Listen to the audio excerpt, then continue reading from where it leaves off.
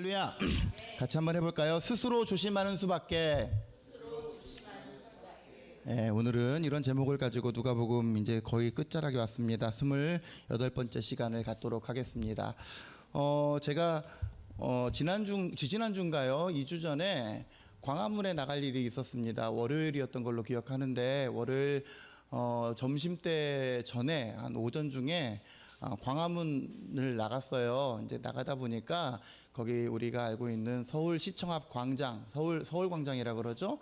거기에 뭔가 뭐 난리야 난리. 그래서 또 누구 뭐 집회하나 뭐 데모하나 그랬어요. 그랬더니 사람들 복장이 예사롭지가 않아. 다 노란 어떤 옷들을 입고 도복 같은 그런 심상치 않은 그런 옷을 입고 팻말 기치를 들었는데 전부 다 공산당 물러가라 이런 것도 있고 시뻘건 글씨로 말이죠. 한자로 뭐라고 써져 있고 그런 게 있는 거예요. 그래서 이렇게 갈 때 이렇게 저기 뭐 하나 보다 했는데 오면서 마침 신호가 대기가 정차가 돼 가지고 그것들을 이제 찬찬히 보니까 파룬궁이라고 하는, 여러분 파룬궁이 뭔지 아세요? 중국에 아세요? 이상호 집사님 파룬궁? 못 들어보셨어요? 박지 집사님 못 들어봤어요? 중국의 변종 불교 같은 건데 파룬궁, 그러니까 그 중국어로 발음하니까 파룬궁인데 이거를 한자로 표현하면 법륜공이에요. 법륜공. 그래서 겉으로 이렇게 말하는 기치는 중국 공산당 해체하라, 내지는 기체조 수련, 이런 거를 담고 있는데 사실 중국의 파룬궁이라고 하는 거는 굉장히 우리나라 신천지보다도 왜 우리 여러분 나는 신이다 이거 보셨습니까? 나는 신이다에 보면 넷플릭스에서 그거 방영하고 있는데 아가동산이라고 하는 말도 안 되는 우리나라 완전 잡종 사이비 그 종교만큼 심각한 어떤 피해를 끼치는 것이 중국의 파룬궁입니다. 이 파룬궁 집회가 2023년 5월에 정말 최첨단을 달리고 있는 서울시 광장에서 대한민국 한복판에서 벌어지고 있어요.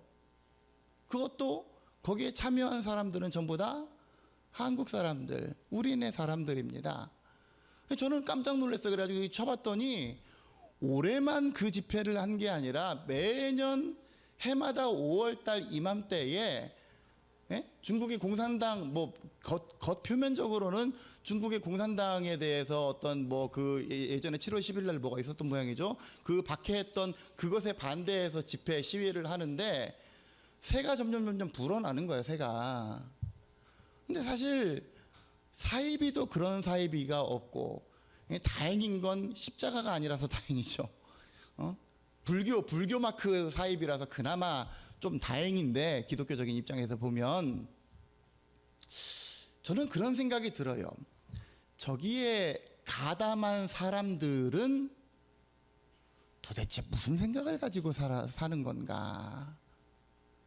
저기에 빠져 있는 사람들은 도대체 왜 저기에 지금 노란 옷을 입고, 우리나라의 문제도 아니고 궁극적으로는 그거 사이비 관련된 그런 건데 왜 저기에서 온 영과 몸과 혼을 바쳐서 저짓거리를 하고 있는 걸까?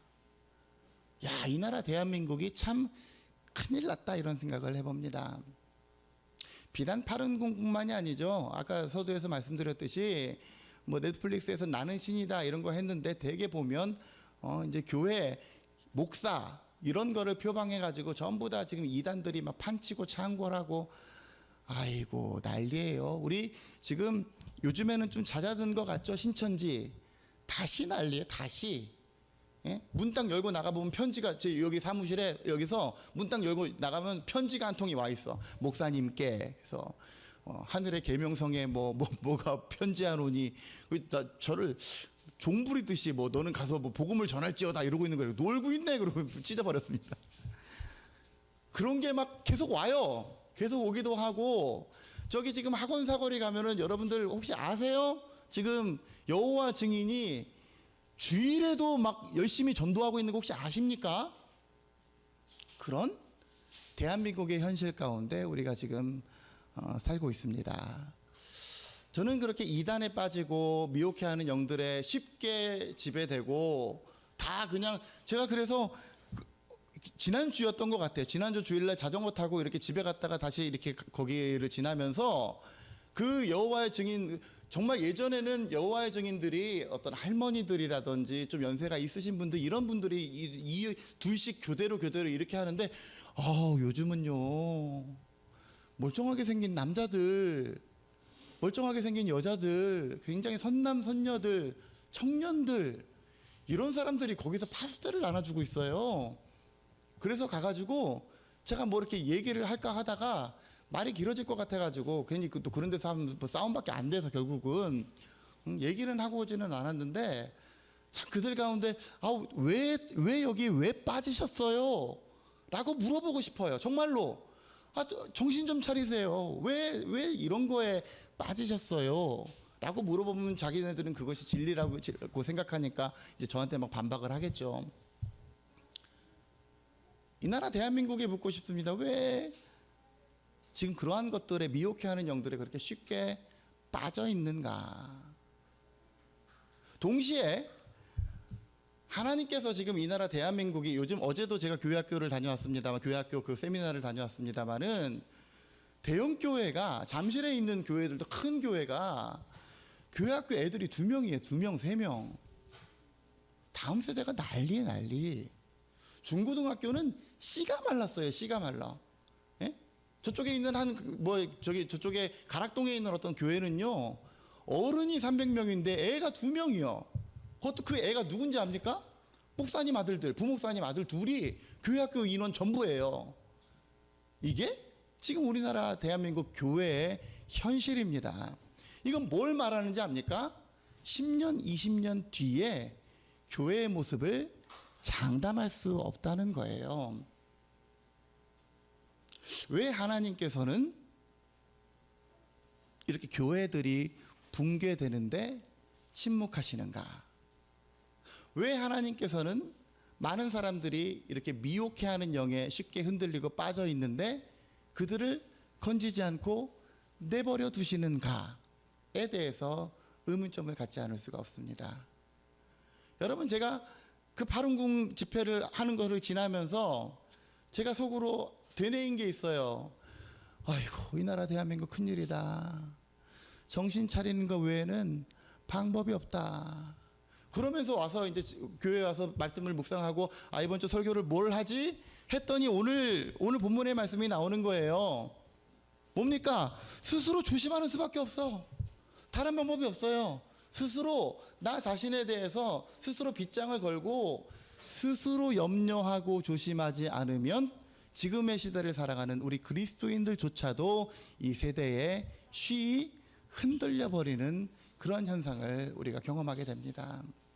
오늘 본문의 말씀을 통해서 오늘 제가 찬양할 때도 종말론적인 입장에서 우리가 시대를 바라봐야 된다고 했는데, 우리가 살아가는 이 시대는 분명히 말세입니다. 어쩌면 우리가 사는 날, 우리가 죽는 날까지 지구의 종말에 끝이 오지 않을지라도 그날이 머지 않은 것만은 분명합니다. 지구상의 어떤 일들을 보더라도 지금 폭염, 갈수록 여름이 더워지고 갈수록 기후 문제, 온난화 문제, 이런 것들이 심각하게 지금 지구의 어떤 생태계를 위협하는 환경을 우리가 보더라도 물리적으로, 영적으로 이 시대의 종말이 정말로 얼마 남지 않은 것만은 분명합니다. 이렇게 말세를 살아가는 우리 그리스도인들이 어떠한 마음을 가지고 어떠한 신앙의 자세를 유지해야 온전히 끝날 훗날 우리가 결산할 때에 하나님 앞에 잘했다 칭찬받는 믿음의 사람들이 될 수 있을 것인지 오늘 본문의 말씀을 통해서 함께 은혜를 나누고자 합니다. 34절 보세요. 너희는 스스로 조심하라. 제가 이 구절에 꽂혀서 그래, 방법이 없어, 스스로 조심하는 수밖에 없어, 이런 결론에 이르는 거예요. 만약에 스스로 조심하지 않으면 방탕함과 술 취함과 생활의 염려로 마음이 둔하여지고 뜻밖의 그날이 덫과 같이 너희에게 임하리라. 이날은 온 지구상에 거하는 누구도 피할 수 없는 그러한 날이 될 것이다. 이러므로 너희는 장차 올 이 모든 일을 능히 피하고 인자 앞에 설 수 있도록 스스로 조심하는 방법 중에 한 가지 뭐예요? 항상 기도하며 깨어 있어라 라고 예수님께서 가르쳐주고 계십니다. 여러분, 이 시대가 어떠합니까? 이 시대에 많은 사람들이 어떻대요? 술 취함과 방탕함과 생활의 염려, 즉 먹고 사는 문제, 세상 속에서 덜어는 풍족함 가운데서 허랑방탕하게 사는 거, 술 취하고 마약에 찌들고 이렇게 살아가는 사람들도 있고, 어떤 사람은 전전긍긍 오늘 먹을 거 내일 먹을 거 항상 염려하면서 신앙을 다 잊어버리고 내 힘으로 아둥바둥 살아가려고 하는 신앙, 이 사람들의 모습을 이 세 가지 단어로 표현한 거예요. 방탕함과 술 취함과 생활의 염려, 이 모든 것들이 우리의 마음을 어떻게 한대요? 둔하게 만든다. 신앙이고 나발이고 주일 성수고 뭐고 지금 그게 중요해? 내가 지금 누리는 쾌락이 중요하지? 먹고 살 일이 중요하지? 마음이 둔해지는 거예요. 그러면 구체적으로 이 예수님께서 말씀하신 이 시대, 마지막 시대가 어떠한지를 우리가 누가복음 21장 앞에서 우리가 지난주에 헌금 넣는 어떤 그 과부의 모습을 예수님께서 칭찬하신 것을 보았는데, 계속해서 성전에서 어떤 상황이 일어나는지 한번 보도록 하겠습니다. 21장 5절 한번 보세요. 오늘은 성경 좀 많이 읽습니다. 여러분들 성경 보세요. 21장 5절 이하부터 19절까지 제가 읽어드릴 건데요. 이 개역 개정판보다 저는 공동번역 성경으로 읽어드릴 테니까 여러분들이 병행해서 들으면서 개역 개정판에 어떤 내용이 있으며 이게 이런 뜻이구나, 이러한 구체적인 뜻이 이런 거구나라고 하는 것을 좀 곱씹어서 생각하시면 되겠습니다. 5절 이하부터 제가 한번 읽어드릴게요. 사람들이 아름다운 돌과 예물로 화려하게 꾸며진 성전을 보면서 감탄하고 있었다. 그때 예수께서는 이렇게 말씀하셨다. 지금 너희가 성전을 바라보고 있지만 저 돌들이 어느 하나도 자리에 그대로 얹혀 있지 못하고 다 무너지고 말 날이 올 것이다. 여러분, 물론 이 성경에서는 물리적으로 지금 예루살렘 성전 건물을 의미하지만 말세를 살아가는 오늘날 성전이 무너진다, 제단이 무너진다라고 하는 것은 어떤 의미입니까? 이거는 지금 오늘날 살아가는 교회들이 그만큼 심각한 위기를 겪게 된다라는 그런 얘기예요. 교회들이 문을 닫고 교회들이 세속화되고 교회들이 힘을 못 쓰고 사람들이 다 떠나가고 노인들만 남고 그마저도 힘이 없고 이러한 시대가 되는 거죠. 7절, 그들이 선생님, 그런 일이 언제 일어나겠습니까? 그리고 그런 일이 일어날 즈음에 어떤 징조가 나타나겠습니까? 하고 물었다. 8절, 예수께서 이렇게 대답하셨습니다. 앞으로 많은 사람이 내 이름을 내세우며 나타나서 내가 바로 그리스도다 혹은 때가 왔다 하고 떠들더라도 속지 않도록 조심하고 그들을 따라가지 말아라. 제가 예전에 광림교회에서 신학생 활동을 하는데 신학생회 공식적인 토요일날 모임 시간이 10시였습니다. 10시부터 회의를 하고 각 부서 할 일을 이렇게 점검하고 하는데 한 여자 신학생 하나가 얘가 10시가 됐는데 오지를 않아요. 그래서 전화를 했는데 뭐 전화도 안 받고, 그래서 야, 뭐 어떻게 된 거예요? 그랬더니 점심 지나가지고 애가 왔어요. 그래서 야, 뭐야, 어떻게 된 거야? 왜 전화도 안 받고? 그랬더니 하는 얘기가 압구정역에서 내렸는데요, 어떤 여자가 따라오더니 혹시 굉장히 영혼이 맑아 보이는데 영혼이 너무나 맑아 보이는데 잠시 대화 좀 할 수 있을까요? 그랬는데 자기한테 영혼이 맑아 보인다 그러니까 귀가 이만해져 가지고 그래요? 그랬대요. 그러니까 거기다 말을 섞으면 안 돼. 이제 그때부터 끝나는 거예요. 그랬더니 저쪽에 구석에 앉아가지고 잠시 좀 얘기 좀 하자고, 자기 얘기 좀 들어달라고. 그래서 뭔 얘기인지 모르고 이제 한번 얘기 좀 해보시라고, 하소연인 줄 알고 좀 들으려고 해서 들었대요. 그래서 한참 얘기하다가 이거 여기 길바닥에서 앉아서 얘기하기 좀 그러니까 우리 어디 저기 제가 이렇게 속해 있는데 가서 얘기 좀 하자고 그렇게 가고 끌려가고 2시간 있다가 왔다잖아요. 이거예요, 이거. 그들을 따라가지 말아라. 조심하고 속지 않도록 뭐에 속지 않도록 내가 그리스도다. 내가 진리다. 9절. 또 전쟁과 반란의 소문을 듣더라도 두려워하지 말아라. 그런 일이 반드시 먼저 일어나고 말 것이다. 지금 벌써 우크라이나 전쟁이 일어난 지가 얼마나 지났습니까? 그죠? 민족이 민족을, 나라가 나라를 이렇게 서로 대적하고, 지금 뿐만 아니라 지금 강대국들이 힘겨루게 하면서 언제 전쟁이 터져도 이상하지 않은 지금 사실 이 시대를 살아가고 있어요. 맨날 북한 스위치 누른다고 그러고 앉았죠. 그런 일이 반드시 먼저 일어나고 말 것인데, 명심할 것은 그렇다고 해서 끝날이 곧 오는 건 아니다. 예전부터요, 종말론을 주장하는 많은 사람들이 어떤 이단적인 얘기를 할 때 누가복음이나 이런 마태복음의 이 구절들을 가지고 얘기를 해요. 곧 봐라, 지금 그렇지 않느냐. 그래서 끝까지 읽어봐야 되는데 끝까지 안 읽어보고, 그래서 종말이 곧 온다, 곧 휴거가 일어난다. 그래서 1999년 12월 31일 날 우리 올림픽 공원에서 만나자. 1992년 10월 28일 날 다미선교회에서 이렇게 휴거 일어난다고 막 만나자. 그 난리를 친 게 바로 이런 것들 때문에 그래요. 근데 명심할 거 뭐예요? 그렇다고 끝날이 곧 오는 건 아니다. 뭐라고 합니까? 예수께서는 계속해서 되게 힘드네 오늘, 이렇게 말씀하셨습니다. 한 민족이 일어나 딴 민족을 치고 한 나라가 일어나서 딴 나라를 칠 것이며, 곳곳에 무서운 지진이 일어나고 또 기근과 전염병도 휩쓸 것이며. 다 지금 시대에 나타나고 있는 어떤 현상들이죠. 하늘에서는 무서운 일들과 굉장한 징조들이 나타날 것이다. 지금 코로나를 지나오면서 저는 이 코로나 가운데, 코로나가 지금 하나님께서 성경 가운데 말씀하신 이런 징조들 중에 반드시 하나라고 저는 생각을 합니다. 그리고 보세요. 무서운 지진이 일어나고 또 기근과 전염병들, 이런 거. 여러분, 지금 이 나라가 얼마나 말도 안 되게 썩었는지 우리 이문숙 권사님 항상 그거 가지고 반대하셨는데, 차별금지법.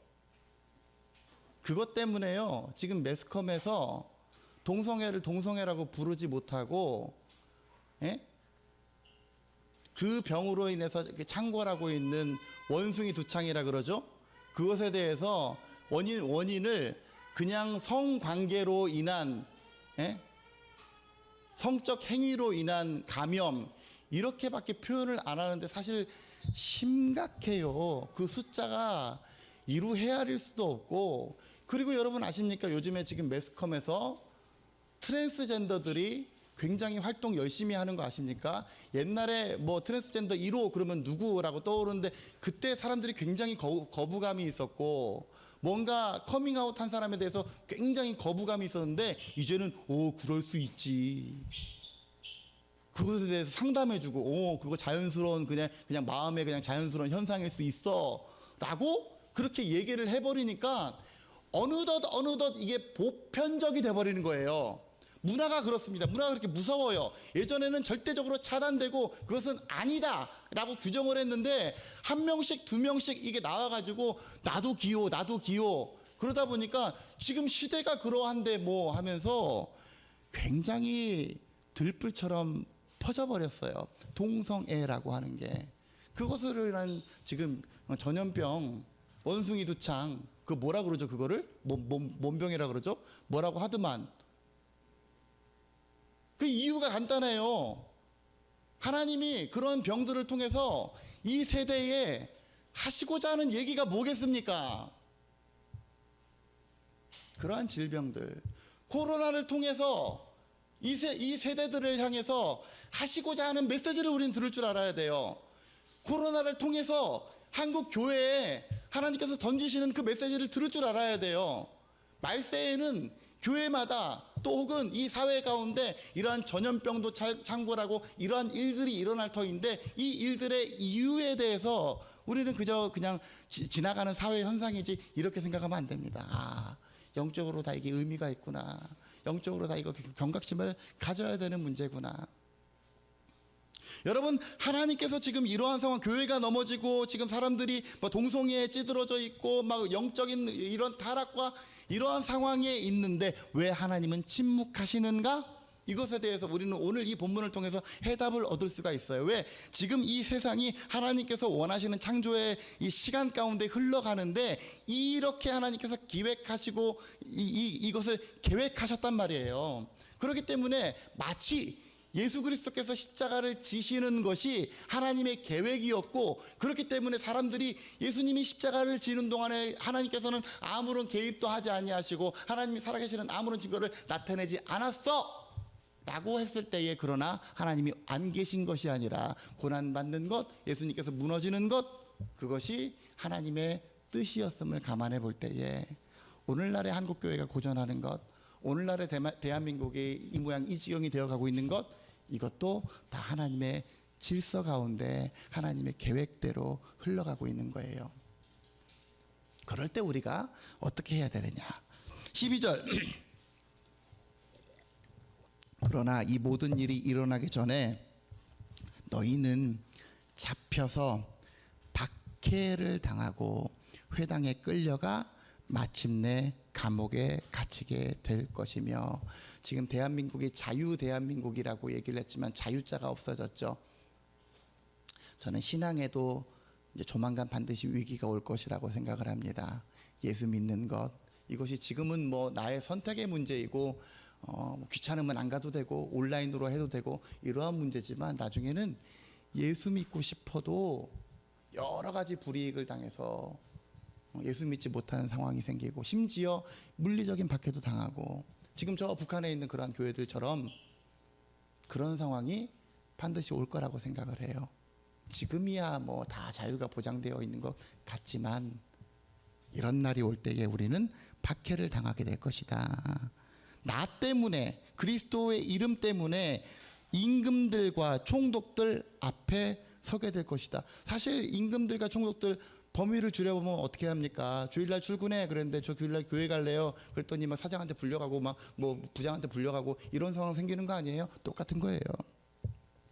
13절 뭐라고 합니까? 13절의 개역개정에는 이 일이 도리어 너에게 증거가 되리라 이렇게 했는데, 이건 무슨 말이냐면 그때야말로, 박해를 받을 때야말로, 신앙의 위기와 도전이 올 때야말로 너희가 나의 복음을 증언할 때이다.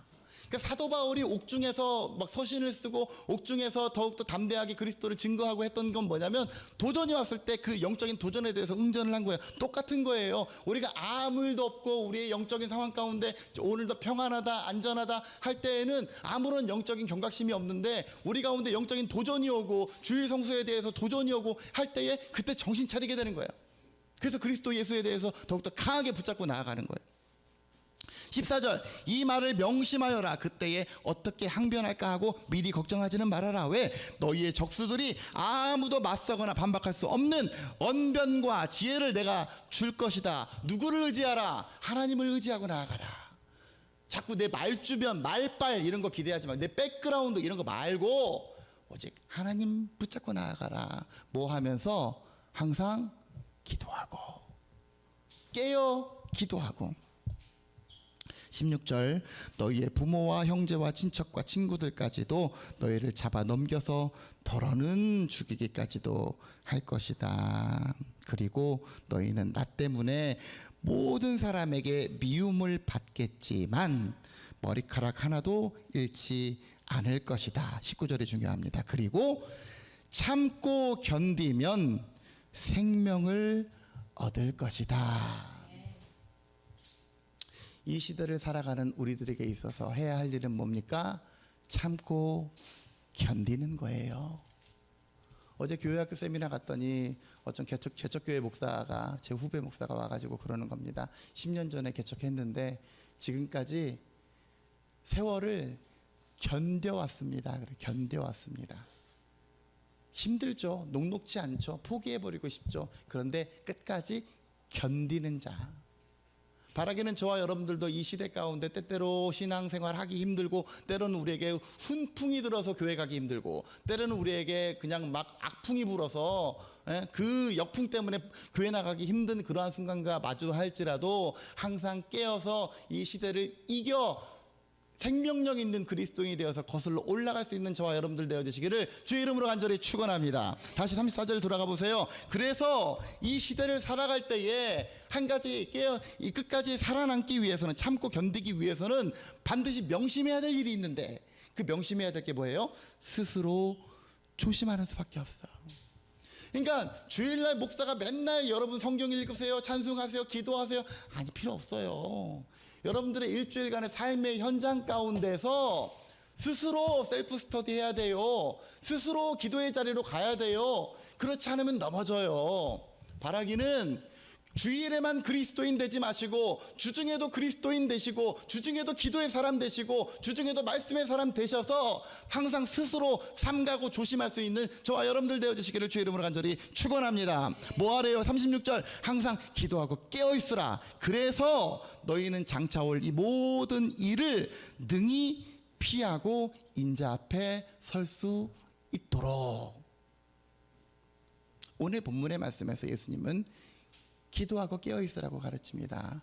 데살로니가전서 5장 우리 오늘 찬양했지만 항상 기뻐하라, 쉬지 말고 기도하라, 범사에 감사하라. 이것이 뭐예요? 그리스도 예수 안에서 너희를 향하신 하나님의 뜻이니라. 오늘 주보 한번 보세요. 오늘 금주의 한 구절, 항상 기뻐하라, 쉬지 말고 기도하라. 다 같이 시작.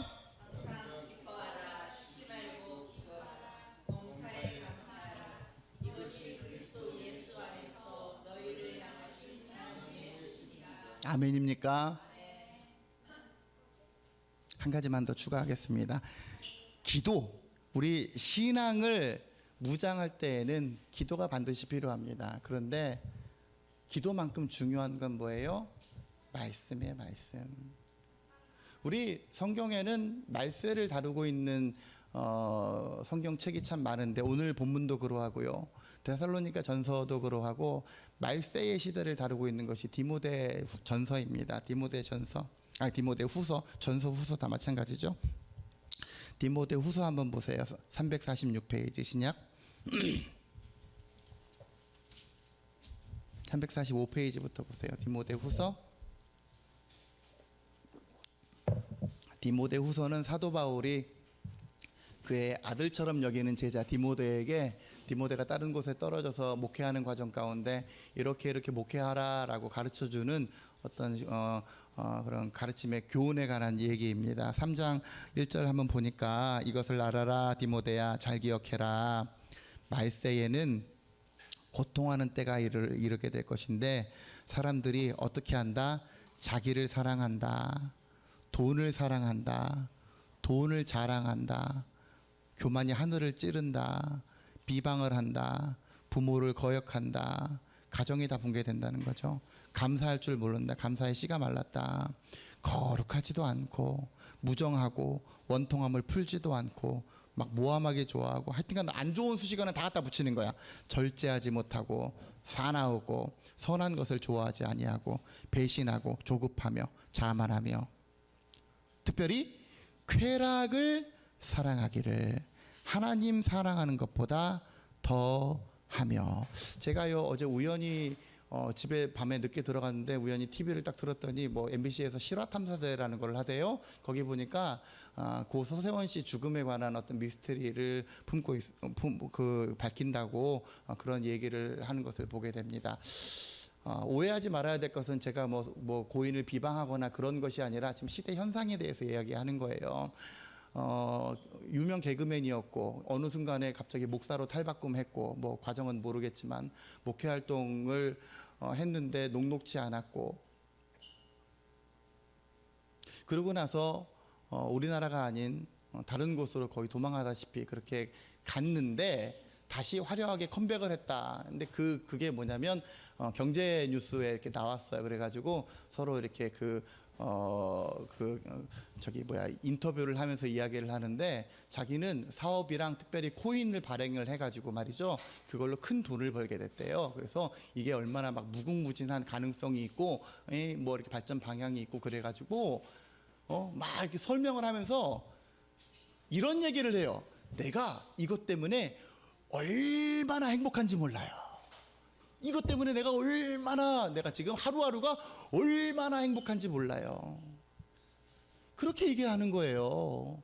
저는 무슨 생각이 들었냐면, 저 사람 목사였는데 강단에서 돈을 사랑하면 일만하게 뿌리가 되고 이런 거 설교 안 했을까? 이 땅에 재물 사랑하는 거, 그 유튜브 보니까 이찬수 목사님이 이렇게 얘기를 합니다. 만약에 성도들이요, 목사가 벤츠 타고 다닌다 그러면 성도들이 곱게 봅니까? 뭐 그럴 수도 있지. 이렇게 봐요. 되게 곱지 않은 시선으로 봐요. 그 뭐냐면, 목사는 그래야 된다, 그리스도인은 그래야 된다라고 하는 어떤 그런 고정관념이 있기 때문에 그래요. 그리스도인은 이 세상 잘 먹고 잘 사는 거, 이것이 아니라 어디에다 소망을 두어라? 하늘나라에 소망을 두어라. 말은 해놓고 설교는 해놓고 자기는 뭐래요? 돈을 너무 많이 벌게 돼서 하루하루가 너무너무 행복하대. 그 행복의 의미가 뭐예요 도대체? 그게 지금 이거예요. 쾌락을 사랑하기를 뭐보다? 하나님 사랑하는 것보다 더하며. 경건의 모양은 있죠. 그죠? 막 목사고 있는데 이 능력은 없어. 안 돼. 어떻게 알아? 이 같은 자들에게서 내가 돌아서라. 뭐 여러 가지 많은 것들이 있습니다. 12절 한번 보세요. 무릇 이 가운데서 그리스도 예수 안에서 경건하게 살고자 하는 자는 뭐를 받으리라? 박해를 받으리라. 아까 예수님의 가르침이랑 똑같죠? 그래서 악한 사람들과 속이는 자들, 성경 보세요. 속이는 자들은 더욱 악하여져서 속이기도 하고 속기도 하나니, 그러나 이제 여기부터가 중요합니다. 여기부터가 중요해요. 너는 배우고 확신한 일에 거하라. 뭘 배웠어요? 너는 네가 누구에게서 배운 것을 알지 않느냐? 또 뭘 알아요? 어려서부터 성경을 알았나니. 성경은 능히 너로 하여금 그리스도 예수 안에 있는 믿음으로 말미암아 구원에 이르는 지혜가 있게 하느니라. 왜? 성경이 도대체 뭐길래? 모든 성경은 하나님의 감동으로 된 것으로 교훈과 책망과 바르게 함과 의로 교육하기에 이렇게 이거보다 더 유익한 것이 어디 있어? 왜? 그래서 이 성경책은 하나님의 사람들을 온전케 할 뿐만 아니라, 그 뒤에 다 같이 한번 읽어봅시다. 시작. 모든 선한 일을 행할 능력을 갖추게 하려 합니다. 그리스도인답게 살게 하는 능력이 어디에 있대요? 말씀에 있대요. 그러니까 제발 여러분 성경 좀 보세요. 제발. 우리 학교 다니는 아이들에게 제발 교과서 좀 봐라, 이 말이랑 똑같은 외침이에요. 제발 여러분 말씀 앞에서 말씀 좀 보시고, 말씀 좀 탐구하시고, 말씀 좀 사모하시고, 말씀을 연구하시고, 말씀을 익히세요. 그래야 말세를 살아가는 우리들이 끝까지 견디는 자 되기 위해서는 두 가지가 필요합니다. 하나는 기도요, 하나는 말씀이요. 이거밖에는 없어요. 기본기밖에는 없어요. 박항서 감독이 저 베트남에 가갖고 성공할 수 있었던 이유는 바로 뭐예요? 히딩크식 교육, 기본기. 그거만 주구장창했대요. 체력, 기본기. 그거 하니까 되잖아요. 다른 뭐 전술 다 필요 없어. 뭐가 필요해? 가장 기본적인 거. 우리 그리스도인들에게서 그리스도인들이 이 세대를 이기고 나아갈, 돌파할 만한 그 힘은 어디에 있습니까? 기본기에 있어요. 말씀과 기도밖에 없습니다.